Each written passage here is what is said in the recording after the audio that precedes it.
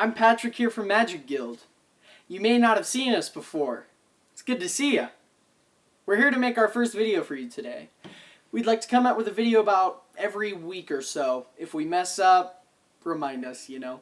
We're going to try and do the best we can. So today we'd like to talk about a deck list that we recently came out with, and we've posted it up on our Facebook page, and I promised there that I would talk about it a little bit. So our deck list is a mono-red aggro deck.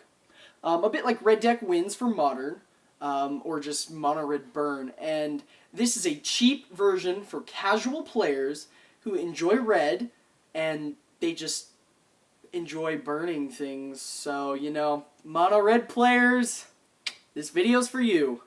So before I begin, I'd just like to let you all know that all the prices that I have on these cards are from TCG Player. These are the medium prices, so they're not as low as you necessarily could get the cards.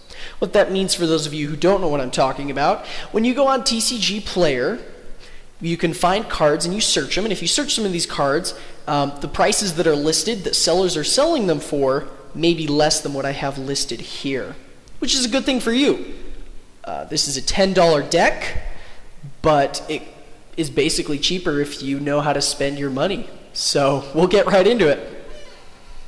Now the first card that we're going to be looking at today is Blister Coil Weird. This is an interesting card from Return to Ravnica. It is a 1 blue or red hybrid mana, and he's a 1/1 creature that whenever you cast an instant or sorcery spell, you may untap him and give him a +1/+1 until end of turn. So basically every time you cast any kind of burn spell, or really anything, he untaps and gets a +1/+1 counter. That's beautiful for blocking, that's beautiful for basically any combat trick. He's very versatile and very fun to use. The next card that we have to talk about is Niv-Magus Elemental.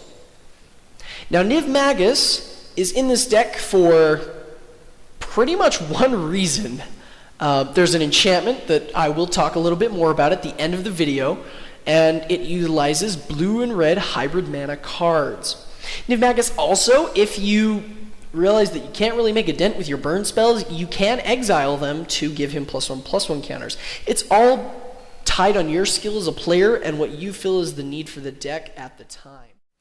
The next creature that I'd like to talk about is Stream Hopper. Now Stream Hopper is a very ugly card. I don't think a mother would love that face. Wow. Anyway, though, he is a blue and red hybrid creature, which is good. He also has that you can play 1 blue or red hybrid mana to give him flying. He's only a 1/1, but that's not too big of a deal. Rounding out our creatures at 20, we have a Spark Elemental. This card is basically just an auto-inclusion. 1 mana for a 3/1 with haste trample. I'll take it all day. Sadly, you have to sacrifice it, but the 3 damage at the beginning of the game is just too good to overlook. An auto-include in this deck. Now we'll move on to our instants and sorceries. The first one that I'd like to talk about is Lightning Strike. Now I know what you're all thinking.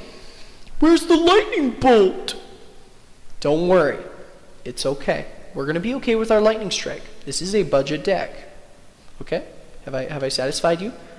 Alright, we'll move on. Moving on to our next card, we have Searing Spear.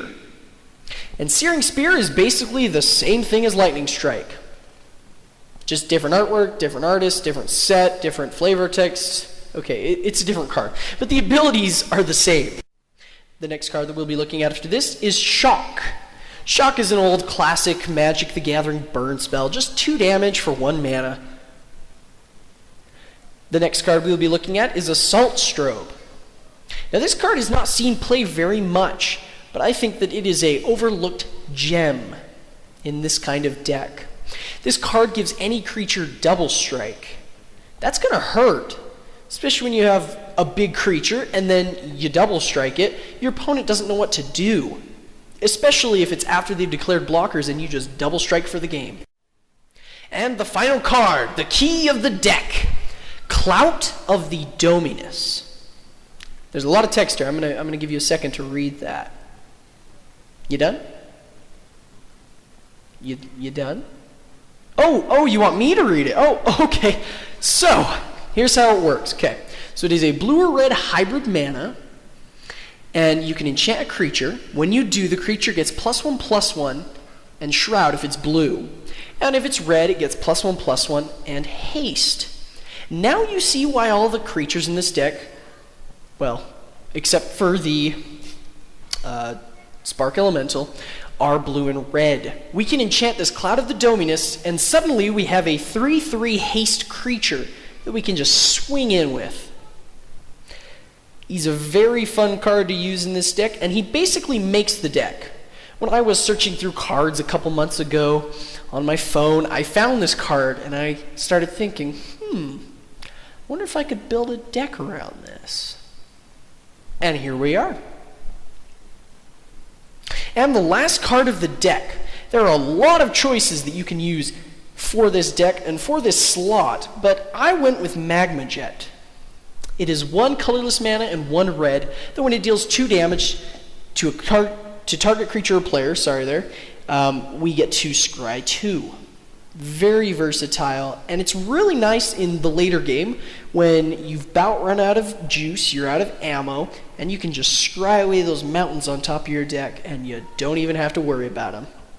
It's not the best mana efficient card, but this is a budget deck. Now I know what you're all thinking. Where's the lightning bolt? I wanted to keep this deck under $10, and the only way I could do this was not putting in lightning bolt. However, if you wish to put in lightning bolt in place of a shock or maybe a magma jet or a lightning strike even, the deck cost goes up to about $17.50. So that's not too much more out of your price range. If you desire to upgrade, or if you already own lightning bolts, you can just stick them on in. The nice thing also about this deck is most of the cards are pretty recent. So if you've been playing for a little while, but haven't really wanted to get into Modern, you most likely own most of these cards. And it won't cost you really a penny. I mean, all you have to buy is maybe the Cloud.